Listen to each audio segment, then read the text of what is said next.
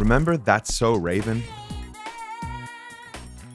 You know, hallways, are such funny things. Sometimes so full of life, and other times, well, so lonely. After she left the show, Annalise Vanderpool tried her hand at Broadway and landed a few smaller TV gigs. To make ends meet in New York, she worked in restaurants, where the recognition from fans was tough to handle. She shared on her podcast how awkward it felt when people recognized her. Once, she even served Ashley Tisdale, her fellow Disney Channel star, who seemed uncomfortable seeing her.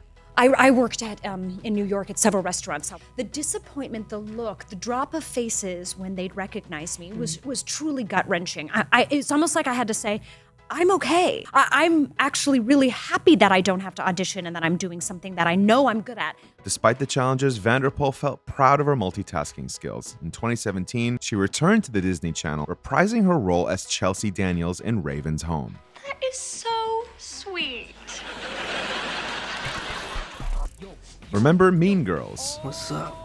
After 6 years of auditioning for the lead role in Life of Pi without success, Rajiv Surendra, known for his role in Mean Girls, decided to make a major change. So I was kind of crushed when I found out that someone else was cast. So I actually ended up running away from home. I moved to Munich and I became a nanny for 2 little kids. He moved to Munich and worked as an au pair for a year, living with a host family and assisting with childcare and household duties. Upon returning to Canada, he ventured into entrepreneurship, starting his own small business specializing in calligraphy. This endeavor eventually led him to relocate to New York City. Alongside his calligraphy work, he pursued a pottery apprenticeship, exploring his creative interests. In late 2022, Surendra launched his YouTube channel where he shares DIY, home improvement, and lifestyle content.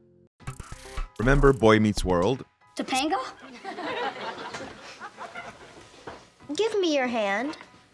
Several years after the show ended, Danielle Fishel, who played Topanga on the show, took a different path, enrolling at California State University, Fullerton. Interestingly, her journey to a job at Bloomingdale's started when she was spotted wrapping a wedding gift she'd purchased from a former co-star. On the podcast Pod Meets World, Fishel recounted how she took matters into her own hands when the cashier closed the register due to slow business, offering to wrap the gift herself. You have other interests that are like, I worked at Bloomingdale's in the gift wrapping department. Yeah.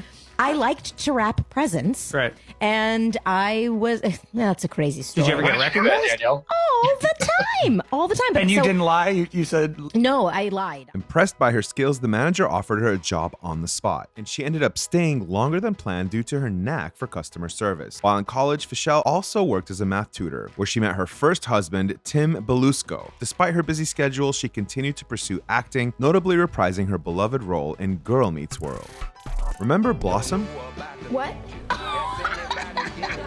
Mayim Bialik, known for her role on Blossom, maintained a presence in the acting world and also pursued her academia. She successfully balanced her career with academics, eventually earning a PhD in neuroscience from UCLA. Bialik taught neuroscience for 5 years before returning to acting full-time. In an interview on Popcorn with Peter Travers, Bialik revealed that her return to acting was motivated by practical concerns.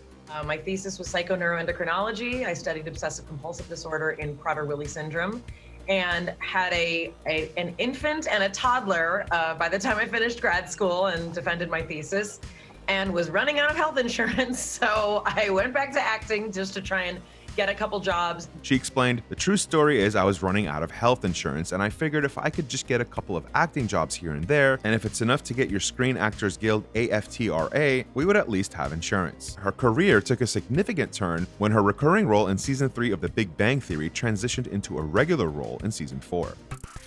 Remember Problem Child? The face of an angel. It's the devil. I hope you guys are insured. Michael Oliver's claim to fame began with a Chevron commercial, which caught the attention of casting directors and led to his breakthrough role as the titular character in the 1990 film Problem Child. Portraying the mischievous Junior Healy, Oliver's performance was a hit, making him both a familiar and formidable presence on the screen. He reprised his role in the sequel the following year and made occasional appearances in Forrest Gump and Drexel's Class. However, his time in the spotlight was cut short due to a legal dispute between his mother, who served as his manager, and Universal Pictures over his salary for Problem Child 2. Following the dispute, Oliver largely disappeared, opting for a quieter life. He transitioned to a 9-to-5 job in tech support, finding fulfillment in solving problems rather than causing them. Remember The Shining? Tony? scared. At just 6 years old, Danny Lloyd made his acting debut in what he thought was a typical family drama, only to discover he was cast as Danny Torrance in Stanley Kubrick's legendary horror film The Shining, based on the Stephen King novel. Despite his young age, Lloyd's performance earned praise alongside his seasoned co-stars Jack Nicholson and Shelley Duvall. However, after appearing in a TV movie about Watergate, Lloyd chose to step away from acting and pursue a quieter coming of age. Since 2004, he has led a career as a biology professor in Kentucky, preferring to keep his claim to fame from The Shining under wraps in the classroom. Nonetheless, he remains appreciative of the fans of the iconic film and even made a cameo appearance in the sequel, Dr. Sleep. Remember Willy Wonka and the Chocolate Factory? Did you like the Chocolate Factory, Charlie? I think it's the most wonderful place in the whole world. Discovered from a children's theater in Cleveland, Peter Ostrom landed the coveted role of Charlie Bucket in the 1971 film. Ostrom's genuine sense of wonder captivated audiences, complementing Gene Wilder's iconic performance as Willy Wonka. Despite becoming an overnight sensation at just 13, Ostrom had different aspirations. That was the only film I ever made. My life went in a different direction. I'm a veterinarian, and totally different career. Inspired by his family's purchase of a horse, he developed a passion for veterinary work, and after earning his doctorate from Cornell, he became a highly respected vet and dairy consultant in New York, balancing his fulfilling career with occasional returns to the spotlight to reminisce about his brief but memorable acting stint. Remember Lizzie McGuire? Ethan, your hair is amazing. Yeah, it kind of glows. I think you missed it, Mrs. McGee. In 2001, Clayton Snyder landed his breakthrough role as Ethan Kraft, the crush of Lizzie McGuire, on the Disney Channel series starring Hilary Duff. Snyder portrayed the character throughout both seasons of the show and in the 2003 movie adaptation. Despite a temporary hiatus from the industry, he continued acting into the 2010s, with his most recent role being in the 2021 TV movie The Maltese Holiday. Although the highly anticipated reboot of Lizzie McGuire was ultimately shelved, there were plans for Ethan's character to make an appearance. These days, Snyder has transitioned into a career in real estate, as evidenced by his Instagram profile where he shares glimpses of his life as an agent in California. Remember Home Improvement? Dear Mark, thank you for your 25 letters. You're my biggest fan. During the 90s, audiences witnessed Taron Noah Smith's journey from child to young adult as he portrayed Mark Taylor, the youngest son on the hit sitcom. Despite his early success in acting, Smith realized that it wasn't his true calling and eagerly embraced the opportunity to chart his own path in life. Transitioning away from entertainment, Smith pursued entrepreneurship, establishing ventures such as the vegan cheese brand Playfood. And in a daring move towards a new career horizon, Smith joined SpaceX in mid-2022 as an integration technician, demonstrating his versatility and willingness to explore diverse fields. Remember Matilda? Like you never heard in your life! My word is my law! Law!